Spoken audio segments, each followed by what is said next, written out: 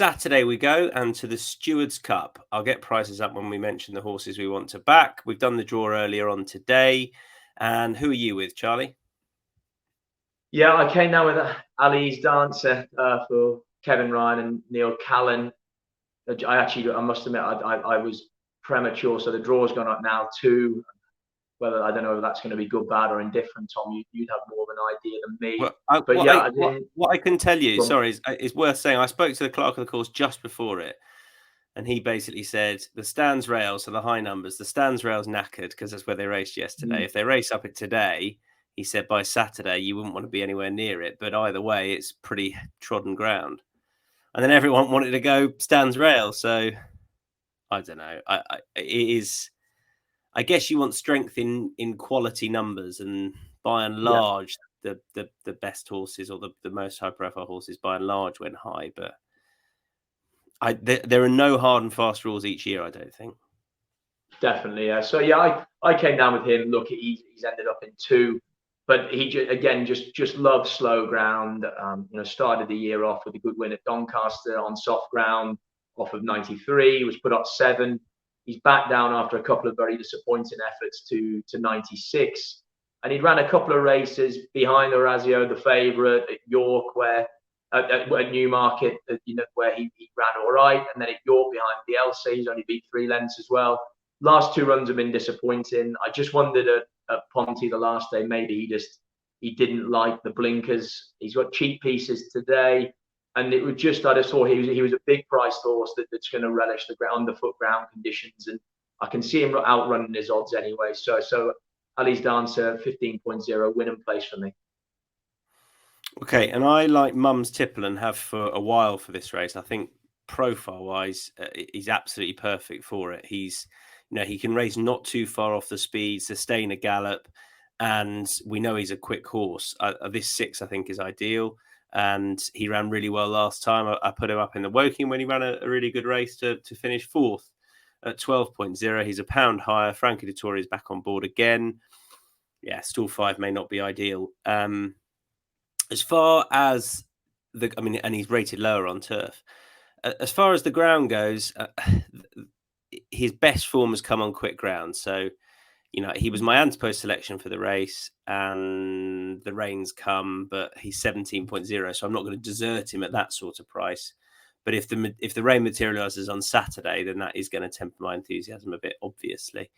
The other one I want to back is, I was going to say Juan Le Pan, but apparently it's Juan Le Pan, but, who cares?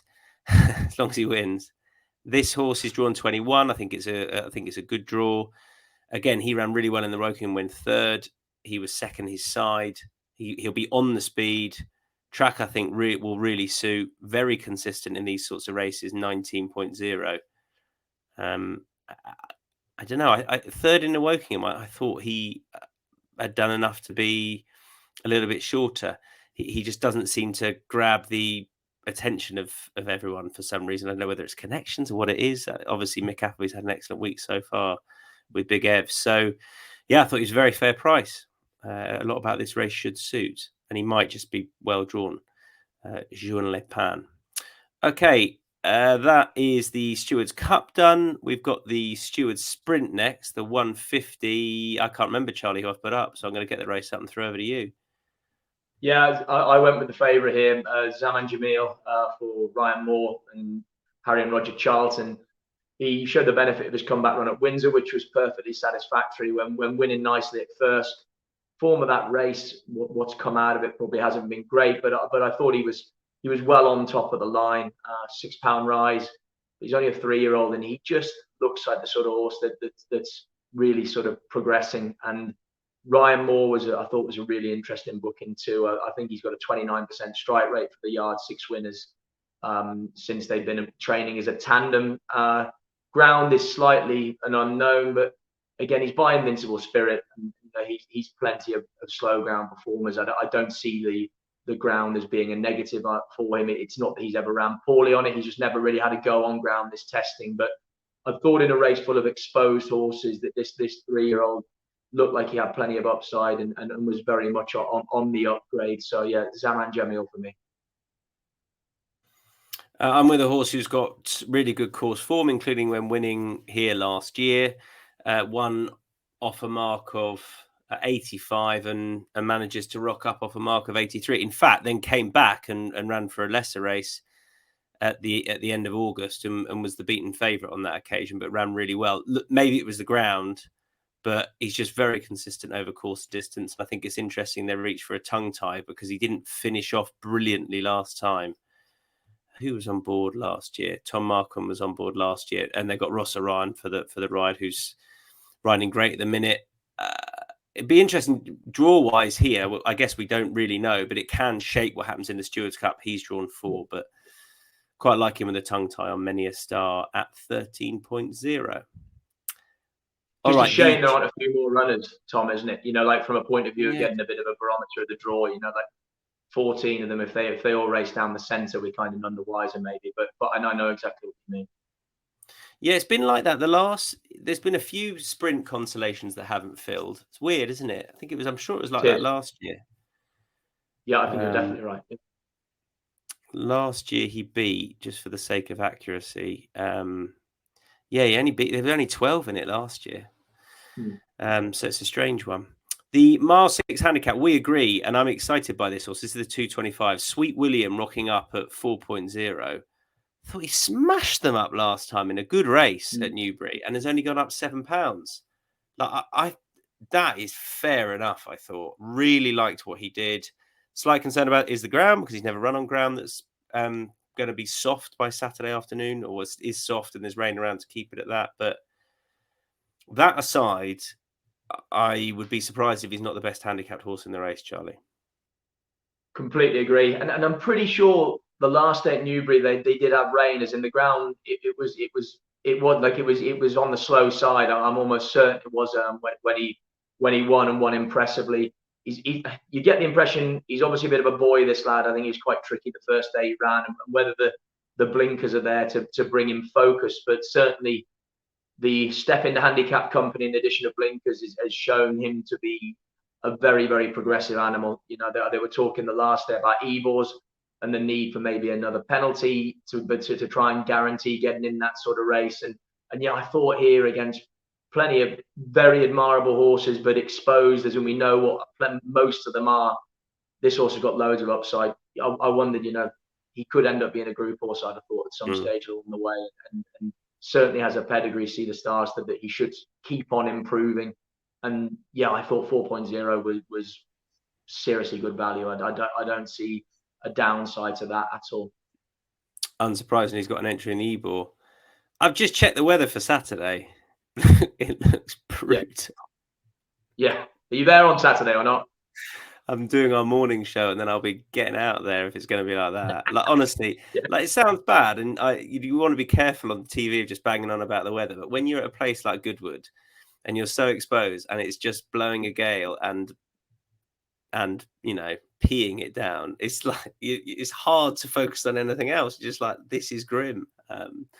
Anyway, Saturday looks fun, so we'll see.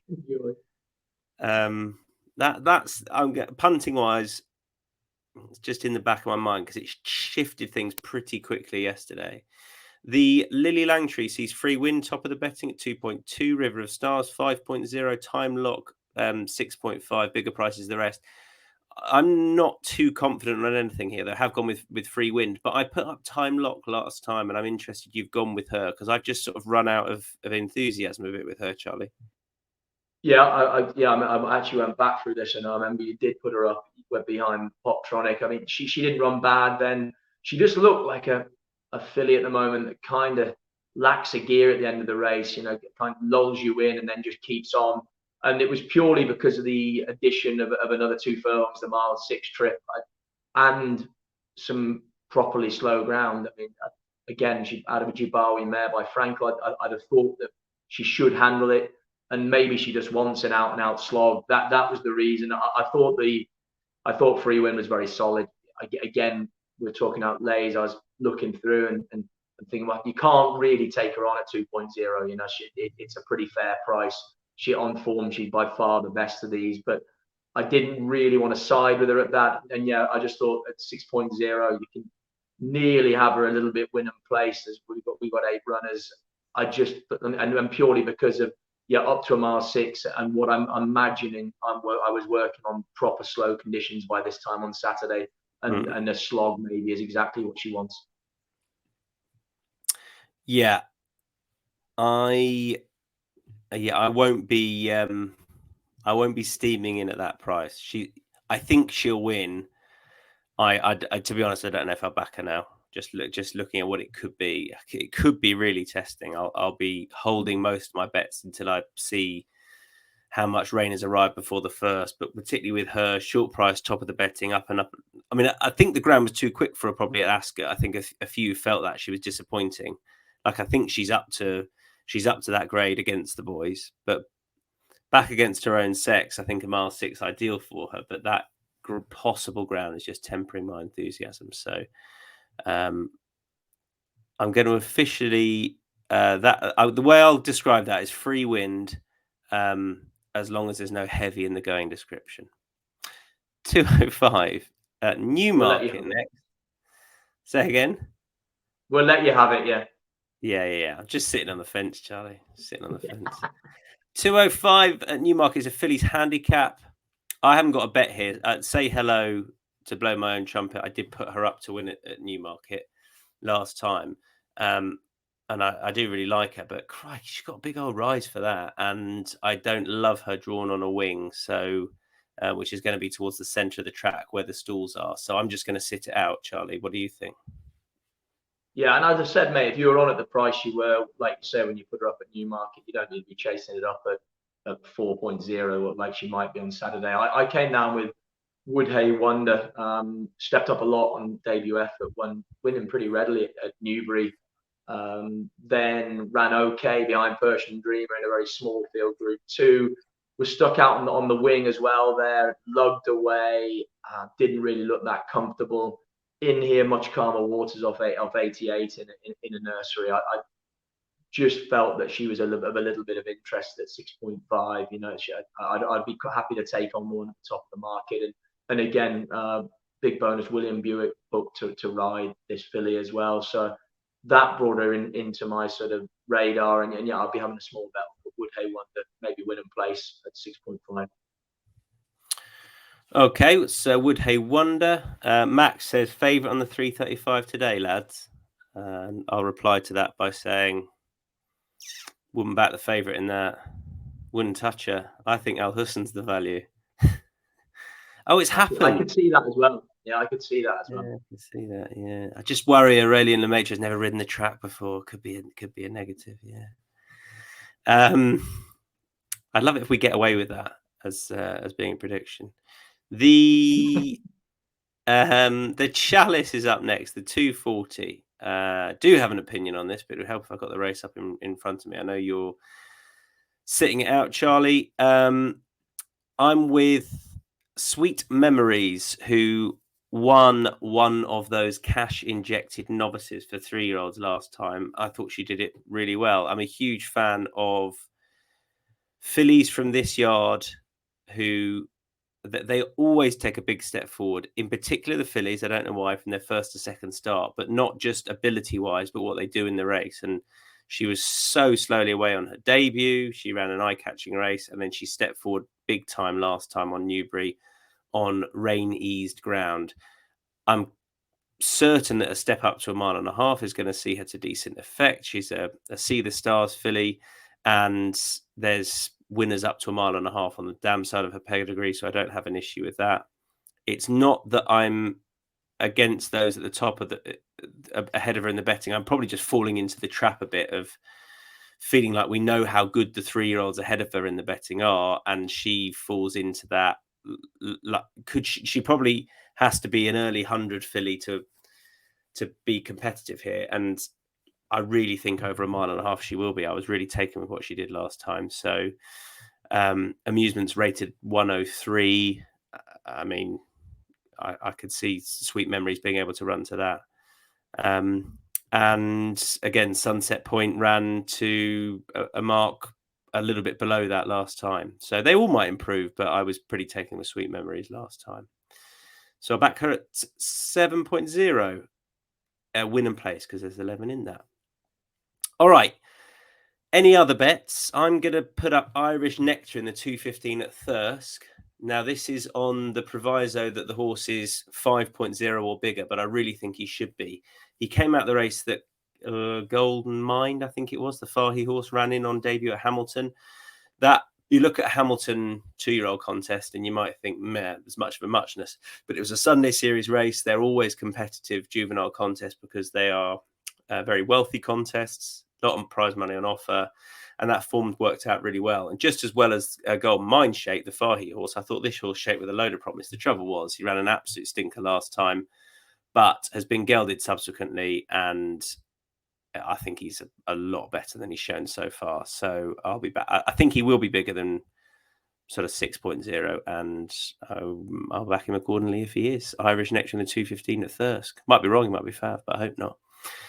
Matchbook Zero long shot for Saturday, Charlie. Reminder that Matchbook Zero has 0 commission and 0 margin, so you can take advantage of best odds and you're not paying any commission on them. Most likely best odds.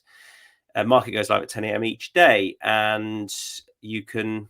There's no maximum bet limit on there either, so plenty of winnings hopefully coming your way. If Charlie, who's your all of your dancer in the Stewards Cup, mate? Yeah, go for broke in the big one. Ali's dancer. I'm with Mum's Tipple in that race as well for my Matchbook Zero long shot. Saturday best bets. I'll go Sweet William in the 2:25. Charlie. Yeah, I've gone time lock. Time lock in the 3 o'clock. Time lock in the lead entry. Good stuff. Excellent. Thanks, Charlie. Nice one. Pleasure, Tom. Cheers, mate. We'll chat to you again soon. Hope you've enjoyed all the content this week between Galway and Goodwood. Had a few winners as well. Notable mention to Matt Toombs for putting up the lay in the plate Kilcruck place and putting up the winner as well. Gordon Elliott trained horse who just about made all. He said if it's not as bad a ground as we first feared, then I'll back that. It wasn't, and the horse duly obliged. So good stuff to him. Check out our pod if you're watching us live. You can still check out our Galway Day 2 pod, where you'll have enough time to get stuck in there. Head to insights.matchbook.com for a recap of all of our best bets between Galway and Goodwood. Bye for now.